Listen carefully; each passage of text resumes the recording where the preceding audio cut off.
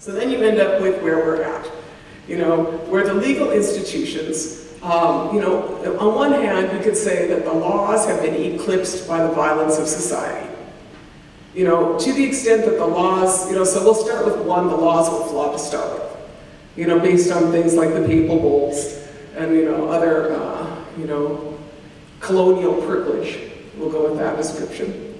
You got that problem to start with. When you got laws that say that some people don't deserve to live and are second-class citizens or aren't fully human, and others are, particularly people from Europe, that's one thing that's not going to work out over the long haul.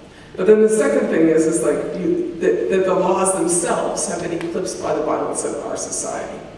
And I first heard this discussed when I was at the United Nations about 20 years ago, and this woman, she was talking about how, the regulatory framework of even the international laws, no one had captured, like, when you talk about genocide, how do you explain intergenerational genocide of nuclear radiation? Like, in what legal framework was that?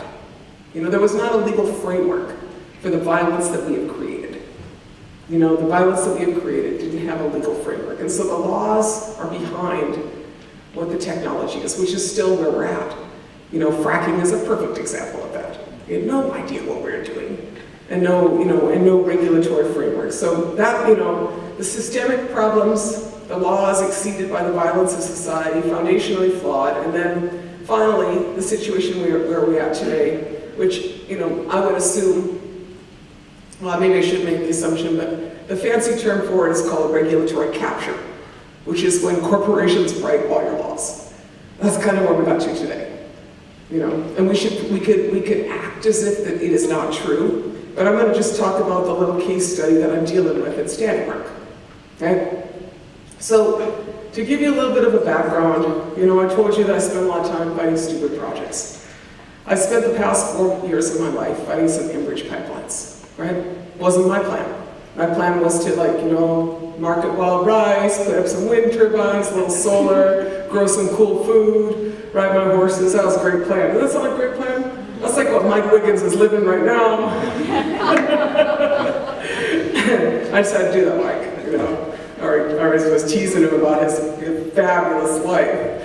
And, so then one day, I keep having this recurring dream, and my dream is that is about the Keystone pipeline. It's these pipelines is coming our way, and I was like, I don't know how to fight pipelines. I spent my time fighting individual projects. What do I do with a pipeline, Getting this recurring dream. And the dream was that we had to ride our horses against the current of oil.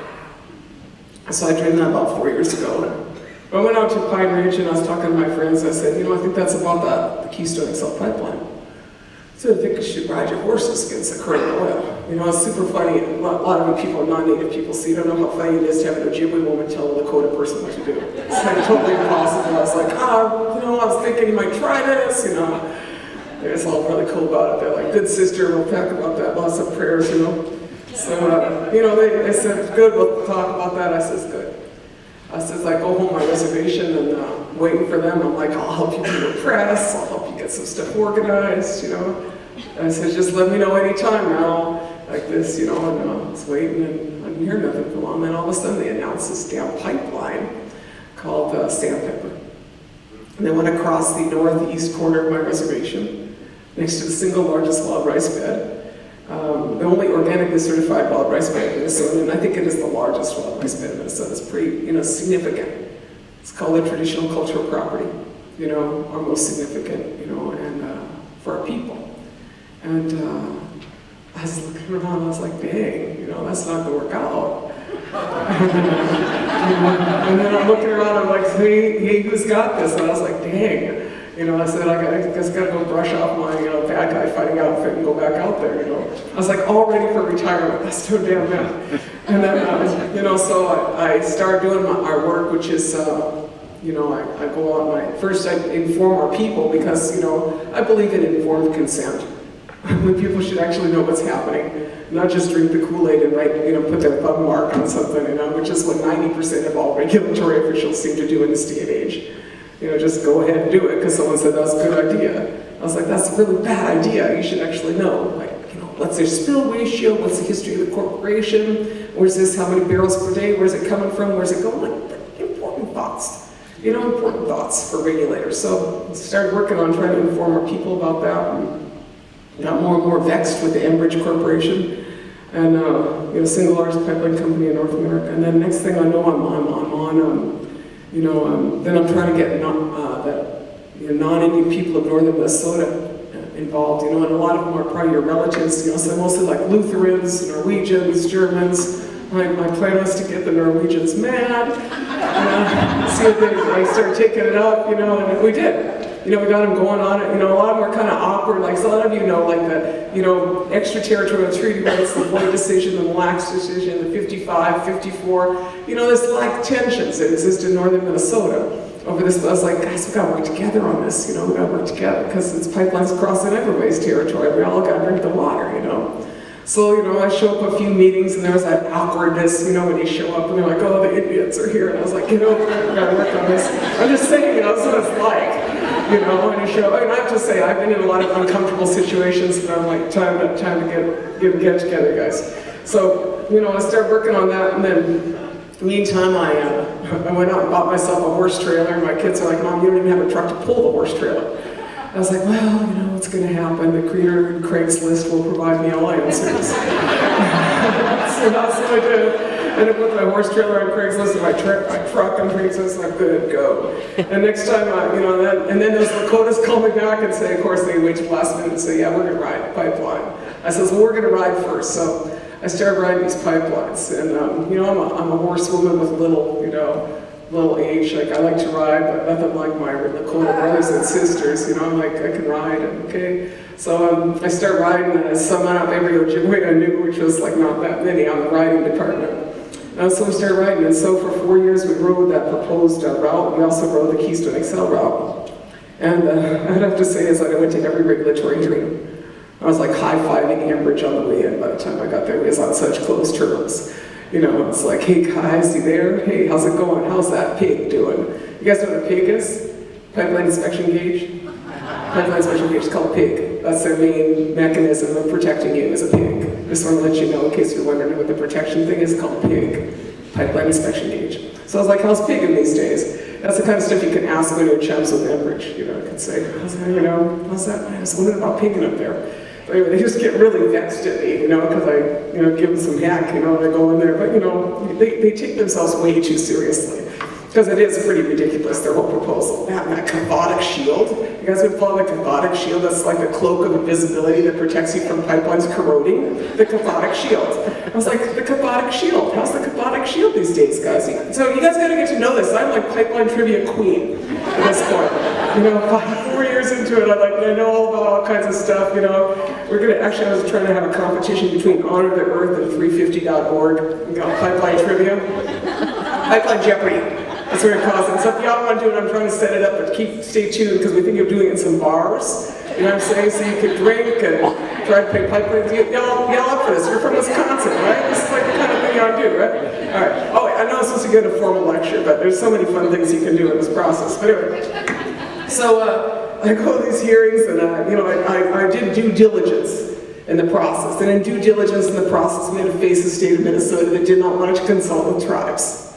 They didn't feel that was necessary fit to hold hearings. We're going to hold our own hearings because you show the example that you are unfit in the process because you got the Department of Commerce regulating this and they have no experience. You guys don't even know what you're doing, And so we pushed them. We pushed the system. And I think a lot of people in here get, the justice of my discussion here is that if you want to stay in the box, good luck on that. Because the box is not going to work out for us. If you want to stay in the box that society puts you in, either politically, economically, or in a paradigm, we're going to perish, basically, because the box is not going to work out. It's unlike, the rules that you got, that's not working for us. And our tribe decided we should take jurisdiction over this, and so that's what we did. We pushed them, kept pushing them. And some pals of ours at the Friends of the Headwaters, they filed a lawsuit saying that they had to do a full environmental impact statement on that pipeline. And that was really vexing to Enbridge in the state of Minnesota.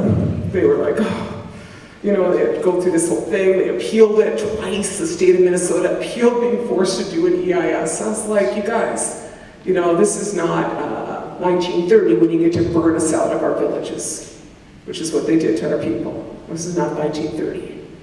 This is 2016. And it's not going to happen again. You know, which is, you know, where we're at.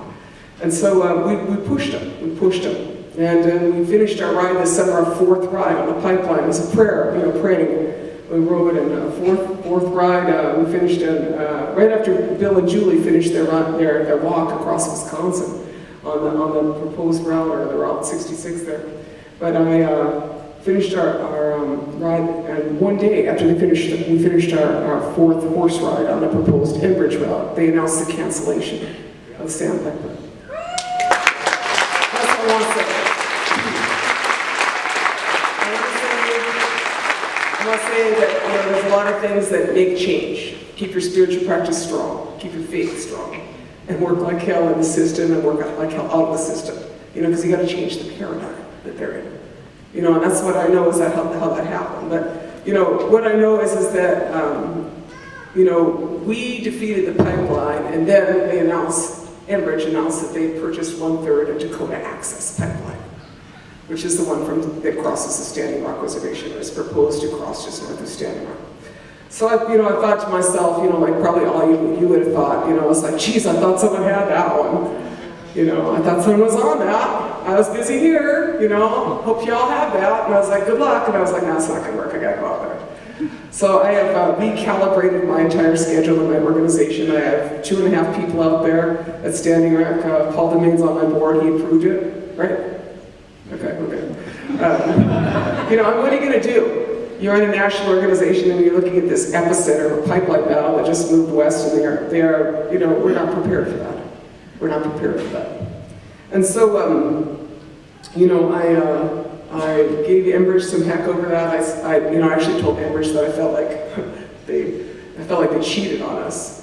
You know, because for 4 years, the Enbridge company told us that the essential route was from Clearbrook to Superior, the only possible route for their fracked oil pipeline was from Clearbrook to Superior. They needed that route.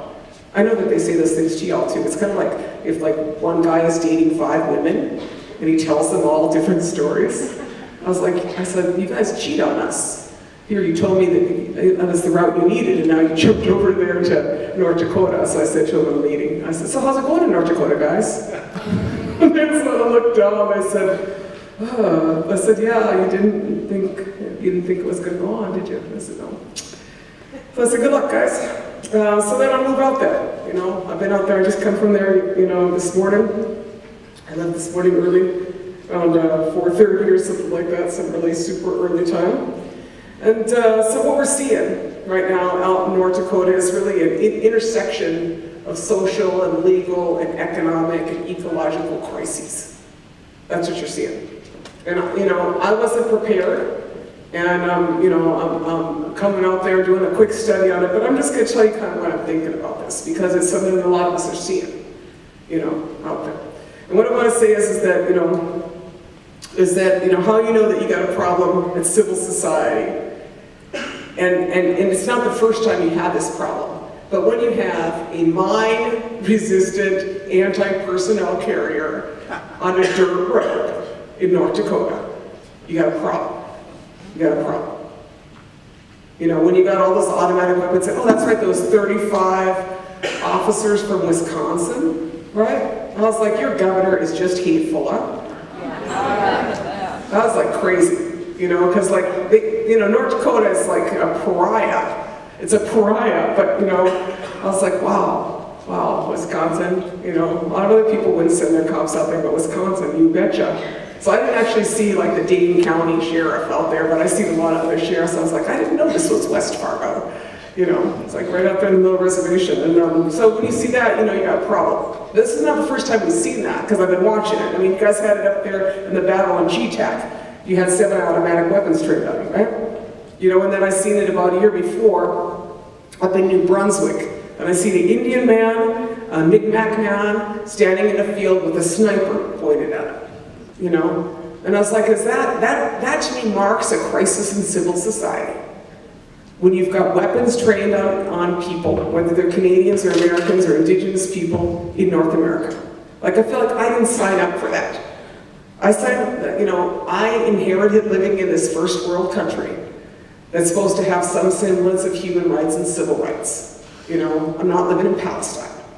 I'm trying to be living in the north here. And you have a crisis of civil society when the rights of humans, rights of nature, are so subsumed to the rights of energy corporations. But that's where we got to. So a little bit of how we got to that. And I already talked to you about the inefficiencies. I've already talked to you about the economic inefficiencies that cause this. I think that you all got a sense that, basically our system is so addicted to oil that what happens is at a certain point in this addiction, a bunch of addicts don't make good decisions. That's what's going on. You got an addicted society, so it spends all its time hanging out with dealers, which is what your government's doing. And when you hang out with dealers, you make a lot of bad decisions that dealers want you to make. And so you end up, to feed your addiction, you end up in this crazy, crazy final stages of your addiction, which is what's called extreme extraction. That's where we're at now, extreme extraction. Extreme extraction, in terms of mining, is what you were seeing up there at GTAC. There's these proposals in Wisconsin, like the bottom of the barrel. It's not like there wasn't copper hanging out on the shore of Lake Superior when all your folks came over. Giant boulder, the Ontonagon boulder, 2,500 pound copper. Now that's some easy stuff to get. The stuff they're going after now for like copper mining is so bottom of the barrel. It's like the single most inefficient mining process in history and in the world, except for gold. That's the bottom of the barrel. When you're scraping so deep that you would destroy everything just to get those little flakes. Little flakes. Super energy inefficient, super inefficient destruction of water, ecosystems. I'm saying that's addict behavior. When you're scraping up your fix like that. That's what we got. When you're scraping up your fix in your oil and your fossil fuels, and how you scrape up your fix in your oil and fossil fuels is you blow off the top of 500 mountains in Appalachia and act like that's like normal behavior to change the geography. Or you drill 20,000 feet under the ocean, hope that's going to work out for you. My position is 20,000 feet under the ocean is where the mermaids live.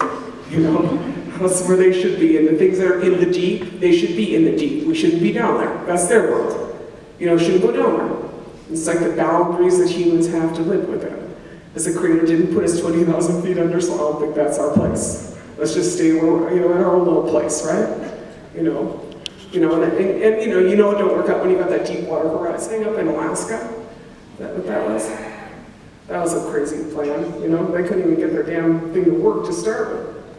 And then, crazy stuff is the tar sands. Destroy an area the size of Florida and just stick it in some pipes to get down here. And then the other one is fracking. Now, we're going to explode the bedrock of Mother Earth, throw in 602 chemicals down there that are exempt from any reporting because of the Halliburton Amendment. That's what regulatory capture looks like when Halliburton writes your energy policy, which is what happened, right? And then they try to pretend like it's legal. That's what they're trying to do, is pretend like this is all legal. This is a rogue regulatory system. It's a rogue regulatory system written by corporations. It has nothing to do with what is right or nothing to do with what makes sense, over the long haul.